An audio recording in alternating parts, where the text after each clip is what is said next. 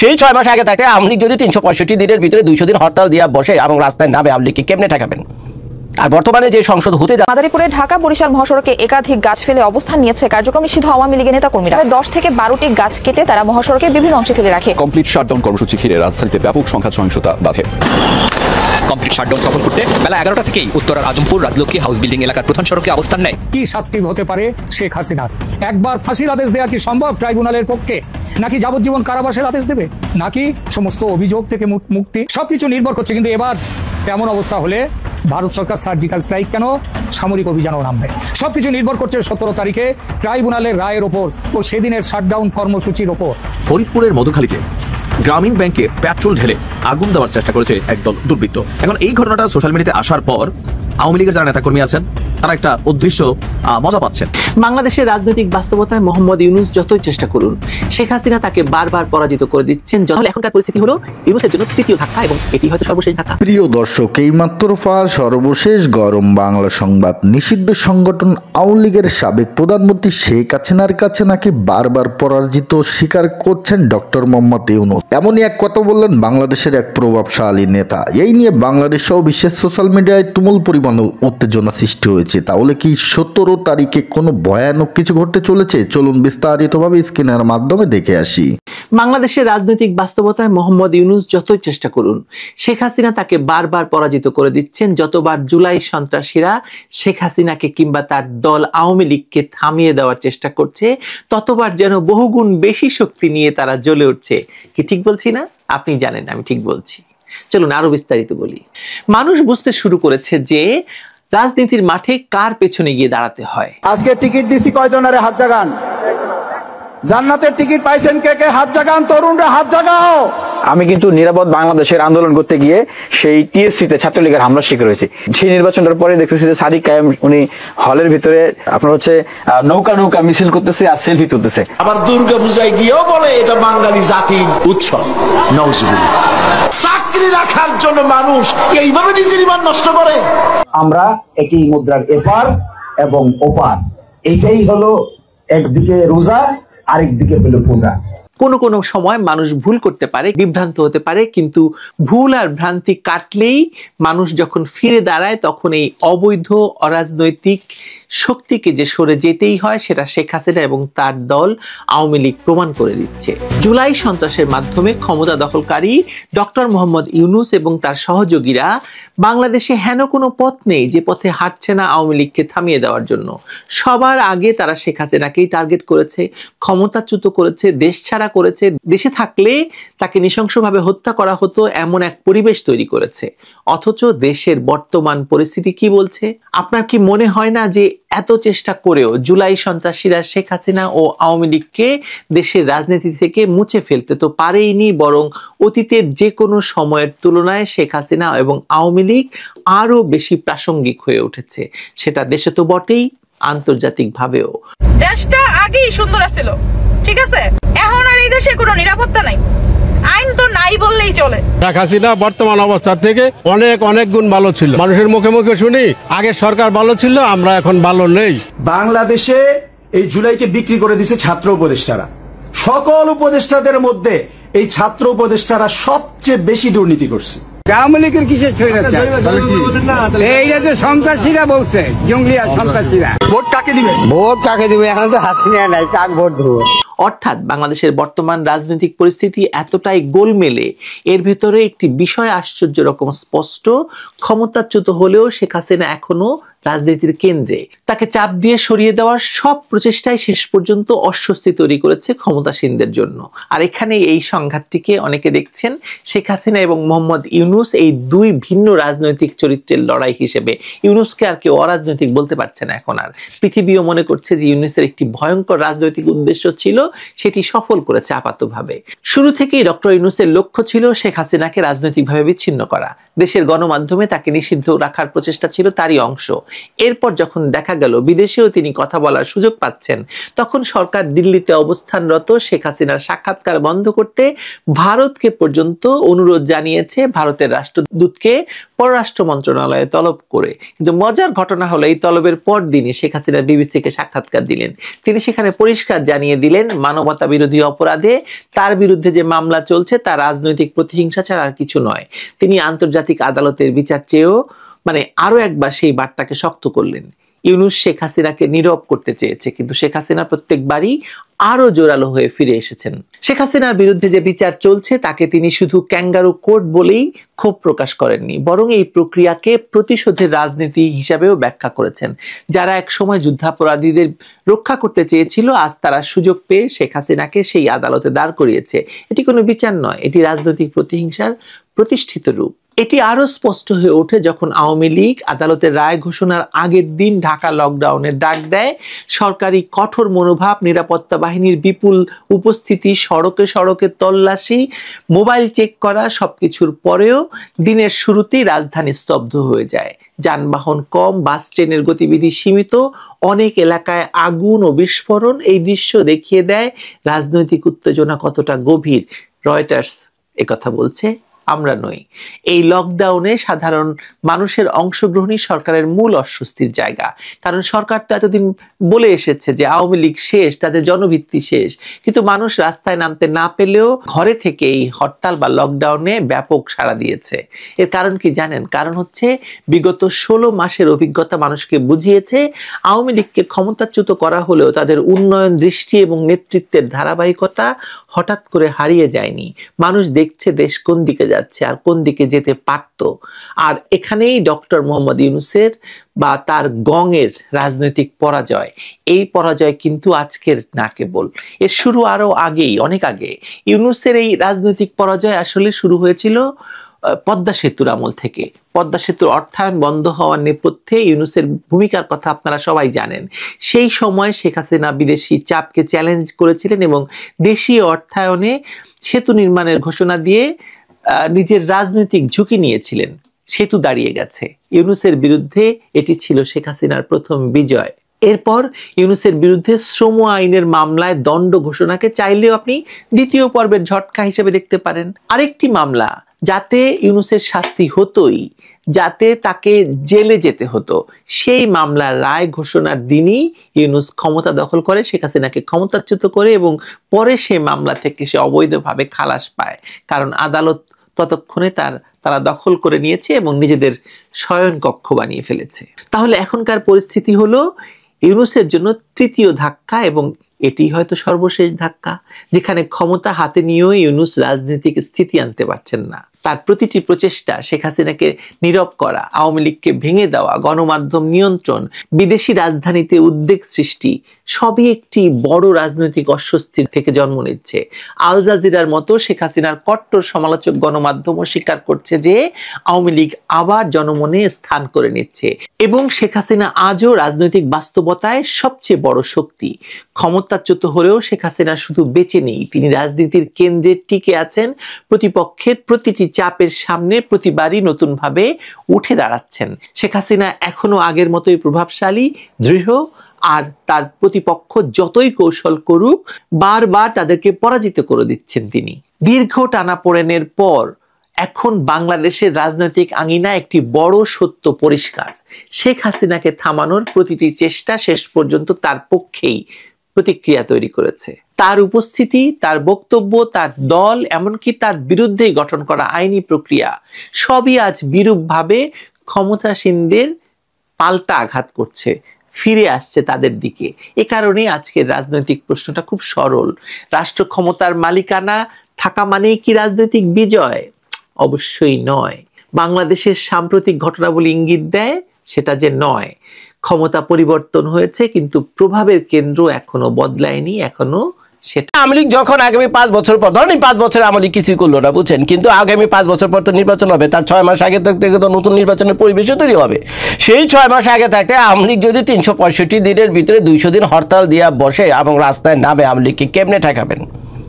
আর বর্তমানে যে সংসদ হতে যাচ্ছে আগামীতে যে সংসদ, একটা বাংলাদেশ জিতে আছে সবচেয়ে দুর্বল সংসদ হবে হলো আগামী সংসদ, সবচেয়ে দুর্বল, যেখানে একটা জোরে কাশি দিলেই বুঝছেন এই সংসদ ভেঙে যাবে। সংসদে যারা সাংসদ হবে প্যান্টে মুইত্যা দেব জোরে একটা কাশি দিলে, আওয়ামী যদি জোরে একটা কাশি দেয় এরা মুইত্যা দেবো প্যান্টের বিদেশ সংসদে যারা যাইব, কি এক অবস্থা। কারণ দেখে মনে হচ্ছে অত্যন্ত দুর্বল একটা সংসদ হবে, কারণ কারো তো আপনার থাকবে না, মেজরিটি থাকবে না পার্লামেন্টে, যে পার্লামেন্টে মেজরিটি থাকে না সেই পার্লামেন্টে এমনিতে দুর্বল হয়, বাংলাদেশে তো মানে আরও দুর্বল হবে। তো তখন আওয়ামী লীগ যখন আইসা এই যে প্রথম প্রতিশোধটা নির্মিত গ্রামীণ ব্যাংকের উপরে গিয়া, প্রথম প্রতিশোধটাতে নির্মিত গ্রামীণ ব্যাংকের উপর দিয়ে, এখন আপনারা বলবেন যে গ্রামীণ ব্যাংক তো বস ইসের না ইউনুসের না, গ্রামীণ ব্যাংক তো আরও মানুষজন আছে না, সাধারণ গরিব মানুষের এইসব শেয়ারের টাকা টোকা দিয়েছিল। ভাই পাবলিক তো এটা বুঝবে না, পাবলিক এটা বুঝবে যে গ্রামীণ ব্যাংকের মালিক, এটা আমি নিজেও জানি, আমাকে জিজ্ঞেস করলে আমি একই কথা বলবো, এটা মাইন্ডসেট বুঝছেন। গ্রামীণ ব্যাংকের মালিককে এক কথা সবাই বলবো ইউনুস স্যার, গ্রামীণ ব্যাংকের মালিক ইউনুস স্যার, যে লাগাও আগুন ইট খুলে লয়ে হোক। গ্রামীণ ব্যাংকের প্রতিটা অফিসে ছাত্রলীগের অফিস হবে, যে বলে না মাঝে মধ্যে ফেসবুকে পোস্ট আসে, গ্রামীণ ব্যাংকের প্রতিটা শাখা প্রশাখা হবে ছাত্রলীগের অফিস। এখন এটা ফাইজলামে আপনাদের কাছে মনে হচ্ছে আওয়ামী লীগ রাস্তা দেন, এটাই হবে। এবং এই পথকে দেখাই দিয়ে গেছে, এই পথকে দেখা দিয়েছে। এর আগেও তো 2-3টা তত্ত্বাবধায়ক সরকার ছিল, কিন্তু তারা কিন্তু এই ধরনের প্রতিহিংসা পরায়ণ হয়ে ওঠেনি এবং এরকম একটা বিভৎস অবস্থা বাংলাদেশের ভিতরে সৃষ্টি করেনি। এক দল আরেক দলের পিছনে লাগিয়ে দেয়, এক গোষ্ঠী আরেক গোষ্ঠীর ভিতরে লাগিয়ে দেয়, এই ধরনের কাজ এর আগের বিগত তত্ত্বাবধায়ক সরকারগুলো করেনি। কিন্তু বর্তমান যে সরকার, এই ইউনুস সরকার কি কারণে এটা করলো আল্লাহ মাহবুব জানে। আমার কাছে বারবার মনে হয় উনি কেন জানে বাঙালি জাতির উপর একটা প্রতিশোধ নিয়ে গেল। ইউনুস স্যার বাঙালি জাতির উপর একটা প্রতিশোধ নিয়ে গেল। এই যে আমরা বাংলাদেশের কম বেশি ওনারা সুৎখোর করে বকি না, কম বেশি তো ওনারা সুৎখোর করে বলে, ওনার মনে হয় কোনো না কোনো জায়গায় একটা কষ্ট লুকিয়েছিল। তো যখন নাকি উনি সুযোগ পাইছে, মরার আগে ক্ষমতাটা পাইছে, তখন উনি প্রতিশোধ নিয়ে গেল। উনি তো আপনার থেকে বাইরে এমনি প্রতিশোধ নেবে না, এক দল কুত্তাকে আরেক দল কুত্তার পিছনে লাগিয়ে দিয়ে গেল, যে তোরা সারাদিন কাজ্জা লড়াই করবি, সারাদিন কামড়া করবি, নিজে একে অপরকে রক্তাক্ত করবি, এর অপরকে মারবি, এইভাবে দিয়ে গেলাম বাংলাদেশ। আর আমি আর বাঁচন কথা আমি চলে গেলাম, আমার যত বছর তোরা সুৎখোর করে বকছ, এইভাবে প্রতিশোধ নিয়ে গেলাম। আমি হলো international player, I am A international player. তো এইগুলো মাইন্ডসেট, নাইলে উনি জেনে শুনে এগুলো কেন করতে গেলেন? এখন সামলান গ্রামীণ ব্যাংক, এখন তো আপনি ক্ষমতায় আছেন, সেনাবাহিনী পুলিশ দিয়ে আপনি গ্রামীণ ব্যাংক বাঁচাইতেছেন, কিন্তু 2 দিন পর আপনি তো থাকবেন না, তখন আপনার গ্রামীণ ব্যাংক বাঁচাইতে গেলে এটা একটা প্রাইভেট প্রপার্টি, কেন পুলিশ যাবে আপনার এগুলোকে রক্ষা করার জন্য? এই আকাম তো আপনি করেছেন। আপনার এত ভয়ের কারণ কি ছিল? আওয়ামী লীগের আমলে তো আপনার গ্রামীণ ব্যাংক নিয়ে ছিল, এখন কেন গ্রামীণ ব্যাংক নিয়ে আপনার তো ভিতর পড়ে গেছেন? কারণ তো বাপ কেউ ছাড়েন, আপনি সারাদিন ভয়ের ভিতর থাকেন, ওই মনে পিছন দিয়ে আওয়ামী লীগ এলো, ওই মনে পিছন দিয়ে আওয়ামী লীগ এলো।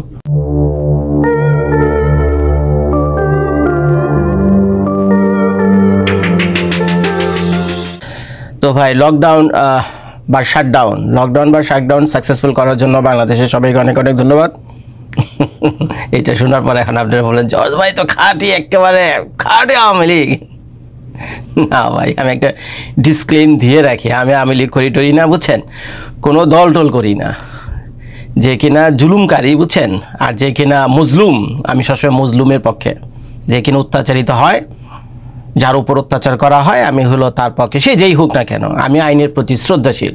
আমি যে দেশে থাকি সেই দেশে হলো প্রতিটা জিনিস আইনের মাধ্যমে চলে। এই দেশের একটা পাখালি মাছ পর্যন্ত আইন মেনে চলে।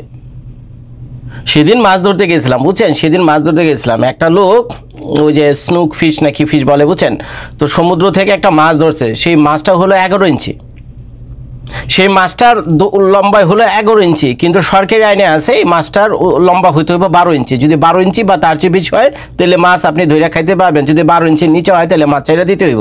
আর যদি মাছ না ছাড়েন তাহলে আপনার 6 মাসের জেল, $5000 জরিমানা, যদি ধরা খেয়ে যান, বুঝছেন। তো দেখলাম ওই লোক 11 ইঞ্চি, তো বেশ বড় মাছ, ছোট মোটা একটা ইলিশ মাছের মতো মোটা সোটা। স্নুক মাছ আপনি দেখছেন কিনা আমি জানি না, বাংলাদেশে নাই। তো যাই হোক, এত হাতে পায়ে ধরে বললাম মাছটা আমার দিয়ে দাও, বাড়িতে যাই, আমার 2টা ছোট মেয়ে আছে, আমার বউরে বলুন বেশি করে পেঁয়াজ একটু দু পেঁয়াজি করার জন্য, ঝাল করে একটু দু পেঁয়াজি করার জন্য, মাছটা ছাইরো না, মাছটা আমার দিয়ে দাও। কথাই শুনলো না, মাছটা ছেড়ে দিল চোখের সামনে। 11 ইঞ্চি, 1 ফিটের চেয়ে একটু কম। তো এই হলো আইন, বুঝছেন। তো সেই দেশে থেকে আমি ভিডিও করি, তো যার ফলে আমার চোখে এগুলো লাগে। তো ইউনুস স্যার যখন ক্ষমতায় আসলেন 5ই আগস্টের পরে, বুঝছেন, তো প্রথম থেকেই কিন্তু বাংলাদেশকে নিয়ে যারা ভাবেন, বাংলাদেশকে যারা ভালোবাসেন তারা কিন্তু কম বেশি একটা জিনিস প্রথম থেকে আপনাদেরকে বলে আসছিলেন যে মব যা কিছু হচ্ছে এগুলো বন্ধ করো, তারপর গাইবি মামলা, আজগুবি মামলা, আওয়ামী লীগের ব্যবসা বাণিজ্য, সহায় সম্পত্তি দখল করা, আগুন দিয়ে পুড়িয়ে ফেলা, এগুলো বন্ধ করো, এগুলো বন্ধ করো। যা কিছু করার কঠিন আইনের মাধ্যমে করো, আইনের বাইরে ভুলেও যেও না, আইনের মাধ্যমে বাইরে ভুলেও যেও না। আইনের বাইরে গেলে কি হবে, দেশ একটা অরাজক অবস্থার ভিতরে পড়বে এবং দেশ গৃহযুদ্ধের দিকে যাবে, দেশ ভয়ঙ্কর একটা পরিণতি মুখে গিয়ে পড়বে। এবং এটা তো অনেক আগে থাকতে 12 মাস 14 মাস আগে থাকতে আমরা বলতেছি, কিন্তু আপনারা তো শুনেননি। আমাদের ওই কানা ল্যাংরা লুলা বোবা ওই আমাদের যে ইউনূস সরকারের যে টিম, বুঝছেন, বেচারা তো কত কানেও শোনো না, চোখেও দেখেন না, বারবার একই কথা বলি। এগুলো শুনে অনেকে মনে কষ্ট পান যে আপনি ভাই যে খালি ইউনূস স্যার খালি বদনামি করেন। না, বদনাম না, সমালোচনা তো করতে হবে যদি খারাপ কিছু করে, নাইলে যদি এরকম খোলাম ছেড়ে দেন তাহলে তো আরো বেড়ে যাবো, বুঝছেন, আরো বেড়ে যাবে। কপালে খারাপ আপনাদের হবে, আমাদের কিছু হবে না, আমি বাংলাদেশে খাই না। তো যাই হোক, এগুলো আমরা প্রথম থেকে আপনাদেরকে বলে আসছিলাম যে এগুলো ভাই আপনারা কইরেন না। আওয়ামী লীগ এই 17 বছর 19 বছর ক্ষমতায় ছিল, অনেক জেল জুলুম সহ্য করছেন, অনেক অত্যাচারিত আপনারা হয়েছেন, এতে কোনো সন্দেহ নাই। কিন্তু আপনারা যে ব্যাড প্র্যাকটিসগুলো এখন নতুন করে অ্যাড করছেন, আগে আওয়ামী লীগ যা করতো সেগুলো তো আপনারা করতেছেনই, অর্থাৎ দুর্নীতি, লুটপাট, চুরি, বদমাশ, সেগুলো তো করতেছেনই। আইন শৃঙ্খলা তো চরম অবনতি হয়েছে, প্লাস নতুন করে যোগ করছেন হলে আরেকজনের সহায় সম্পত্তি, ব্যবসা বাণিজ্য কীভাবে দখল করা যায়, আরেকজনের বউ বাচ্চা কাচ্চা কীভাবে দখল করা যায়, কিভাবে গাইবি মামলা দেওয়া যায়, মামলার ভয় দেখে কিভাবে ব্ল্যাকমেইল করা যায়, কোটি কোটি টাকা হাতিয়ে নেওয়া যায় এবং 6 মাসের ভিতরে শত শত হাজার হাজার কোটি টাকা মেক করা যায়। এগুলো আপনার নতুন নতুন পথ, নতুন নতুন ওয়ে আপনারা উদ্ভাবন করছেন, বুঝছেন, মেথড এগুলো আপনারা বের করছেন। তো এগুলো পরিণাম তো আপনাদেরই ভোগ করতে হবে।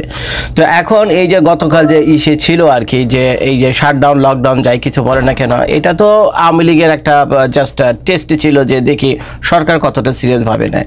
সেই লকডাউন যে একেবারে 100 এই লকডাউন শাটডাউন হবে সেগুলো আমরা আগে থাকতেই জানতাম, কিন্তু ফাইজলামি করে অনেক ভিডিও টিডিও করছি, দেখি আপনারা কি রিয়াকশন দেন। আমাদের ফাইজলামি করা ভিডিও দেখে বা আওয়ামী লীগের এই ছোট্ট একটা ট্রিক্স খেলছে, বুঝছেন, এটা দেখে সরকারের যে অবস্থা, সরকারের একেবারে এই হ্যাঁ ক্যান ইউ প্লিজ কোয়াইট। তো যেটা আমি বলছিলাম আর কি, তো এই যে মনে করেন এই আওয়ামী লীগের এই ট্রিক্সে পইরা, বুঝছেন, সরকার যে লন্ডভন্ড অবস্থা করলো তো দেখলেনি। সরকারের প্রশাসন থেকে নিয়ে শুরু করে সেনাবাহিনী, বিমান বাহিনী, নৌবাহিনী, এমন কোনো বাহিনী নেই যে রাস্তায় নামাইছে, শুধুমাত্র কে বা কারা ফেসবুকে 2-4টা পোস্টে দিয়েছে ঢাকা শহর লকডাউন হবে। অর্থাৎ সরকার আওয়ামী লীগকে কতটা ভয় পায়, ভয় পাওয়ার কারণও আছে, আওয়ামী লীগ কী জিনিস কী মাল সেটা আমরা জানি। তো এখন এই লকডাউনের ভিতরে আরেকটা কাহিনী ঘটছে, এটা তো আপনারা দেখছেন যে সারা রাজধানী যে তারা নিরাপত্তার চাদর দিয়ে ঢেকে রাখছে। তো ভালো কথা, রাজধানী সাধারণ নাগরিকরা কেন কষ্ট পাবে?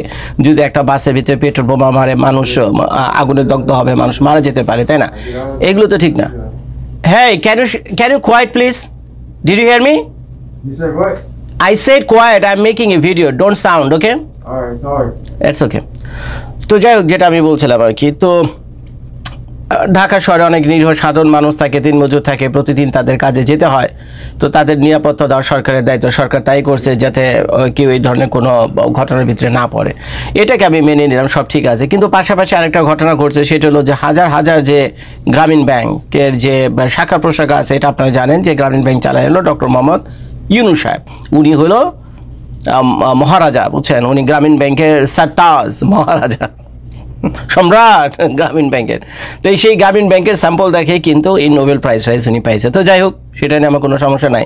কিন্তু এখন দেখেন, এই গ্রামীণ ব্যাংকের প্রতিটি শাখা প্রশাখার নিরাপত্তা দেওয়ার জন্য সরকারি বেতনভুক্ত, অর্থাৎ পাবলিকের টাকায় বেতনভুক্ত যেসব পুলিশ প্রশাসন, আইনি, সেনাবাহিনী, বিমান বাহিনী যারাই আছে না কেন, বুঝছেন, র্যাব ট্যাব, বিজেপি যাই থাকুক, তো তাদের সবাইকে নিয়ে কম বেশি, বুঝছেন, তারা কিন্তু এই গ্রামীণ ব্যাংকের শাখা প্রশাখাগুলোকে বাঁচানোর জন্য, আওয়ামী লীগের হাত থেকে বাঁচানোর জন্য তারা কিন্তু পাহারা দিয়ে রাখছে। এবং এগুলোর পিছনে পয়সা খরচ হয়েছে না? এগুলো তো সব প্রাইভেট প্রপার্টি নাকি? গ্রামীণ ব্যাংক কি প্রাইভেট প্রপার্টি না? এটা তো সরকারি কোনো মেট্রো রেল স্টেশন না, আর এটা কমলাপুর রেল স্টেশনও না, এটা তো বাংলাদেশের জাতীয় যে আন্তর্জাতিক এয়ারপোর্ট আছে সেটাও না, এটা তো একটা পাবলিক প্রপার্টি। তো এখন দেখেন, বদনাম করুন না কেন, বললে অনেক কথা বলতে হয় এবং এগুলো বললেই আপনারা মনে কষ্ট পেয়ে যান, বলেন যে সরকার সমালোচনা করি। ভাই, কথাগুলোকে আমি মিথ্যা বলতেছি? এটা তো তার প্রাইভেট প্রপার্টি, ব্যক্তিগত সম্পত্তি। এখন উনি যাই না শুই না আওয়ামী লীগের সাথে ঠাপাঠাপি করতে গেছে। এখন সরাসরি ঠাপাঠাপি না করুক, কিন্তু অন্যজনে ঠাপাঠাপি করছে, সে তো পিছন থেকে উৎসাহ দিছে, সমর্থন দিছে এবং যাদের এই ঠাপ্পাঠাপি করার মতো সাহস নাই, যোগ্যতা নাই, ক্ষমতা নাই আওয়ামী লীগের সামনে দাঁড়ানোর মতো, তাদের পিছনে যখন সে এসে দাঁড়াইছে তার সরকারের সমস্ত শক্তি নিয়ে, তো যার পরে সেই দুর্বল দলগুলো, সেই দুর্বল ব্যক্তিগুলো সেই শক্তি পাইছে এবং গিয়ে কী করছে, আওয়ামী লীগের সাথে লাগালাগি করছে, তাদের ব্যবসা বাণিজ্য দখল করছে, তাদের বউ বাচ্চা কাচ্চা দখল করছে, তাদের বাড়িঘর পুরাইছে। এগুলো তো সরকারের সমর্থন ছাড়া হতেই পারে না, ইম্পসিবল। আমরা তেমন কোনো বাধা কোনো জায়গায় কিন্তু দেখিনি, এটা সত্য। আমরা কিন্তু এই তো গত 12 মাস 14 মাসে, এখন তো ফেসবুক ইন্টারনেটের যুগ, এখন তো মিথ্যা বলার কোনো সুযোগ নাই, সব কিছু ভিজুয়াল রেকর্ডিং হয়ে থাকে। অসংখ্য হাজার হাজার ভিডিও ফেসবুক ইউটিউবে ঘুরে বেড়াইতেছে, কার বাড়িতে কীভাবে আগুন দিয়েছে, কার ব্যবসা বাণিজ্য কীভাবে দখল করছে, কার টিভি চ্যানেল কীভাবে দখল করছে। তো এখন এগুলো তো ইউনূস স্যার যেহেতু সরকার ক্ষমতায় ছিল এবং ইউনূস স্যারের যে ইশারা ছাড়া, ইউনূস স্যারের সমর্থন ছাড়া বা ইচ্ছা ছাড়া এগুলো তার হয়নি, তো এগুলো হয়েছে। এখন আওয়ামী লীগ তো দিনের পর দিন সহ্য করছে। এখন চিন্তা করেন, যে কিনা পাপ করে সে কিন্তু ভয় পায়। পাপই কিন্তু সবসময় মনের দিক থেকে দুর্বল থাকবে এবং সবসময় একটা ভয়ের ভিতরে কে আইলো রে, কে খাইলো রে, পিছন থেকে খাবলা দিল রে, ও পিছন থেকে বাঘ আইলো রে, ও পিছন থেকে আওয়ামী লীগ আইলো রে, বলছে। এটা কিন্তু সবসময় থাকবে, কারণ সে আওয়ামী লীগের সাথে এগুলোই করছে। যে আওয়ামী লীগের আমলে উনি নোবেল প্রাইজ পাইছে এবং যে আওয়ামী লীগের আমলে ওনার এই ব্যবসা ফুলে ফেপে উঠছে গ্রামীণ ব্যাংক, এখন সে আওয়ামী লীগ না, এখন সেই বাংলাদেশের বাদশাহ। অথচ এখন দেখেন তার ব্যবসা প্রতিষ্ঠানে এখন সেই নিরাপত্তা দিতে পারতেছে না, এখন পুলিশ সেনাবাহিনী এসে তার ব্যবসা বাণিজ্যের নিরাপত্তা দিতে হয়। সেই লকডাউনের দিন হাজার হাজার সেনাবাহিনী পুলিশ এনে সে কী করছে, তার ব্যবসা বাণিজ্য রক্ষা করছে। এখন আওয়ামী লীগ কিছুই করেনি। আওয়ামী লীগ যে কিছু করবে না সেটাও আমরা জানতাম। আওয়ামী লীগ জাস্ট একটু টেস্ট করছে দেখে, দেখি সরকার আমাদেরকে কি অতটা সিরিয়াস ভাবেন, এবং সরকারের যে সিরিয়াস না আমি দেখছি, খোদা না করুক আগামী 3 মাস 6 মাসের ভিতরে দেখবেন আওয়ামী লীগ সত্যি একটা শাটডাউন, লকডাউন, হরতাল বলেন বা কিছু একটা বলেন, বুঝছেন, কিছু একটা করে সারা বাংলাদেশ লন্ডভন্ড করে দেবো। কারণ তাদের ফেসবুকে 2-4টা পোস্টে যে অবস্থা হয়েছে। তো এখন প্রশ্ন হলো যে এই পরিণতি কী কারণে হলো। এখন গ্রামীণ ব্যাংকের এই মহারাজা, বুঝছেন, এই সম্রাট এবং একই সাথে যে বাংলাদেশেরও বাদশা, তো তাকে কেন এখন থেকে গ্রামীণ ব্যাংক বাঁচানোর জন্য উঠে পড়ে রাখতে হলো? যে বললাম না, বাপ কেউ ছাড়ে না, সে তো পাপ করছে। আওয়ামী লীগ যতই জুলুমকারী হোক না কেন, তাদের উপর তো নির্যাতন করা হয়েছে।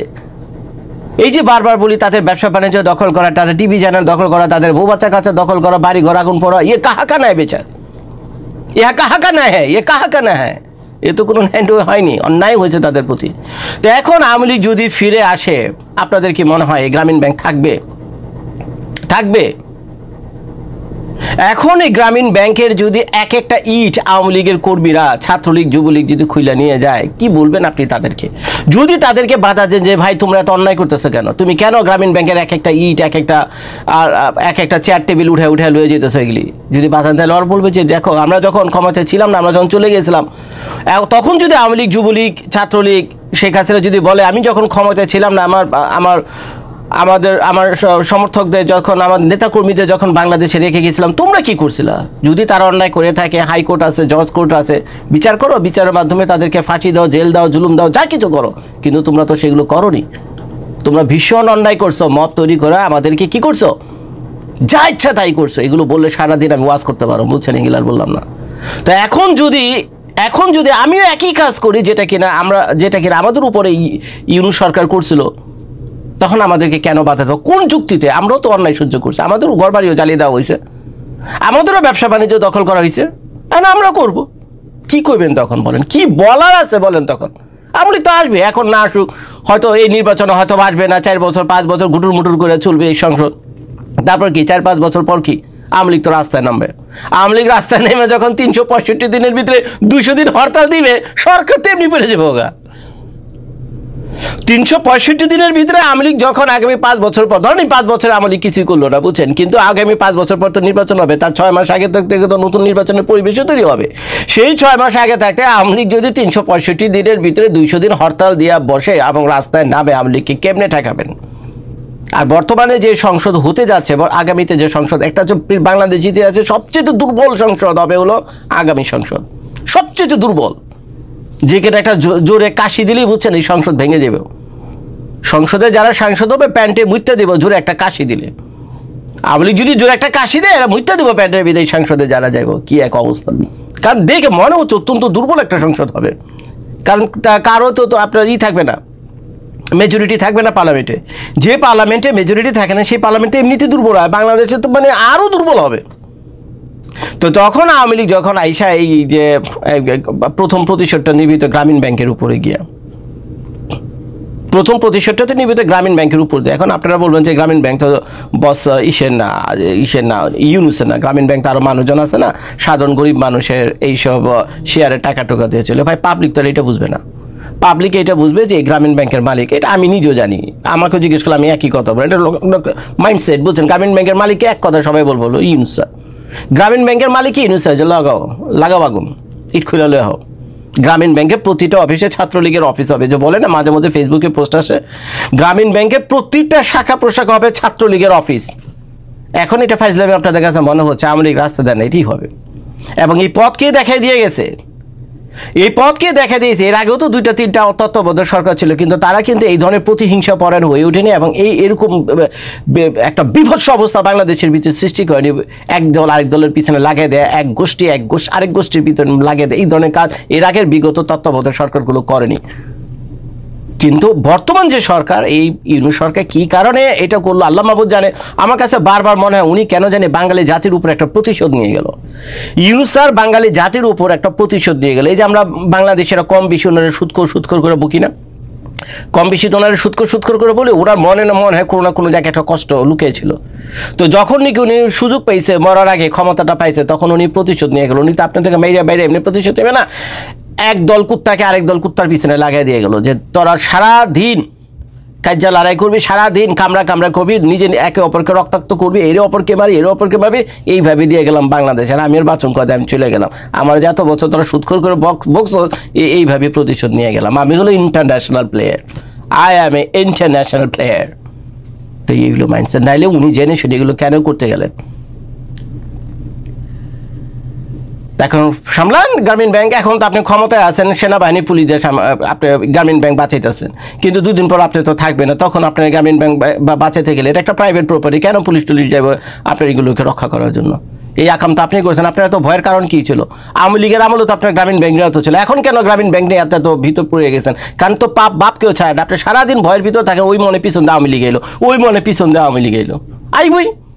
এবং সরকারের বিভিন্ন কর্মকাণ্ড যেন মনে হচ্ছে তারা নির্বাচনের জন্য এক ধরনের প্রস্তুতি নিচ্ছে, এবং সেই প্রস্তুতির একটা অংশ হিসাবে তারা এর মধ্যে দেশের বিভিন্ন জেলায় ডিসি পদে নতুন নতুন লোককে নিয়োগ করতেছে। এ পর্যন্ত যতদূর আমি জানি 52 জেলায় 3 দফায় 52 জেলায় তারা নতুন ডিসি নিয়োগ করেছে। ডিসি মানে জেলা প্রশাসক আর কি, তাকে নিয়োগ করেছে। এই পদটা নির্বাচনের সময় খুব গুরুত্বপূর্ণ এই কারণে এদেরকেই বলা হয়ে থাকে রিটার্নিং অফিসার। মানে একটা জেলায় যতগুলি নির্বাচন হবে, যতগুলি উপজেলা অথবা আসনে নির্বাচন হবে, সেই নির্বাচনের ফলগুলো রিটার্নিং অফিসারই কিন্তু ফলটা ঘোষণা করবে একভাবে। এটি হলো রিটার্নিং অফিসার পদটা খুবই গুরুত্বপূর্ণ। এমনকি অনেকে এমনও বলে থাকেন যে তাদের উপরে নির্ভর করে যে নির্বাচনটা কেমন হচ্ছে বা কেমন না হচ্ছে। এগুলো কি বেসিক কথা, ডিসিদের ভূমিকা এটা সবাই জানে। উপজেলা ইউএনও অথবা এরা নির্বাচনের ফলটা কিন্তু রিটার্নিং অফিসারের কাছে প্রথম পাঠাবে, ওখান থেকেই হবে। তো এই যে গুরুত্বপূর্ণ পদ, এই পদে নতুন নিয়োগ হয়েছে। আগে যারা ছিল সবাইকে চেঞ্জ করা হয়েছে। আগে কারা ছিল? এই গত 1-1.5 বছরে কারা ছিল? আওয়ামী লীগ আমলে যারা ছিল তারা কি কেউ ছিল? না, তারা কেউ ছিল না। আওয়ামী লীগ আমলে ডিসি সবগুলি পরিবর্তন করা হয়েছিল। গত 1 বছর নতুন ডিসি ছিল এবং তাদেরকে আরেক দফা চেঞ্জ করা হলো, একদম ফ্রেশ নতুন লোক নেওয়া করা হলো, যে নাকি ওই জেলা সম্পর্কে তার কোনো ধারণাও নাই এমন লোককে দেওয়া হলো। কি উদ্দেশ্যে, কি পলিসি? নিশ্চয়ই একটা পলিসি এখানে আছে, নিশ্চয়ই একটা লক্ষ্য আছে, নীতি আছে। কি আছে এটা নিয়ে আমরা একটু আলোচনা করব। কিন্তু আপনারা এইগুলো নিয়ে এর মধ্যে কিছু বিতর্ক কিন্তু শুরু হয়েছে। তার আগে আমাকে দেখে দিই 3 দফায় যে নিয়োগটা করা হলো। প্রথম নিয়োগ করা হলো 8 তারিখে, এই মাসের 8ই নভেম্বর শনিবার। সেদিন 15টা জেলায় নতুন নিয়োগ করা হয়, নতুন ডিসি নিয়োগ করা হয়। 9 নভেম্বর 14 জেলায় নতুন ডিসি দেওয়া হয়। এবং 9 নভেম্বরের নিয়োগটা ছিল বড় অদ্ভুত এই কারণে এটা